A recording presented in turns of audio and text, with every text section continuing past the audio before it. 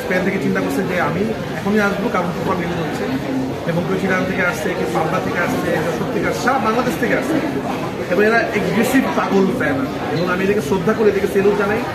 এইরকম ফ্যান ফলোয়ারের খুব কম স্টারদেরই আছে, পাগল ফ্যান ফলো যারা জানের থেকে বেশি তাদের স্টারকে ভালোবাসে। সাকিব ভাই সবসময় আমাকে একটা কথা বলতো যে, আমি বললাম যে আপনি এত কষ্ট করেন, কেন কষ্ট করেন? তো উনি সবসময় বলতো যে আমার ফ্যানরা আমাকে এত ভালোবাসে, আমি এয়ারপোর্ট থেকে যখন আসি বা আমার সিনেমা যখন রিলিজ হয় আমাকে এত ভালোবাসে, এদের জন্য আমি অনেক কষ্ট করে আসি। তো আজকে আমি কিন্তু এখন যে পাগলদের সাথে বসে সিনেমা দেখি, তা আমি কিছু অংশ দিয়ে সিনেমা দেখলাম, তো এটা যদি একটা ভালোবাসা তৈরি হলো আসলে, এরা আসলে অনেস্টলি ভালোবাসে। এই ভালোবাসা আসলে কোনো মূল্য নয়। এরা কোনদিন সাকিব ভাইকে খুব সামনাসামনি কথা বলে এটা দেখে নেয়, কিন্তু এরা মনে করে নিজের আপন ভাই, আপন মানুষ।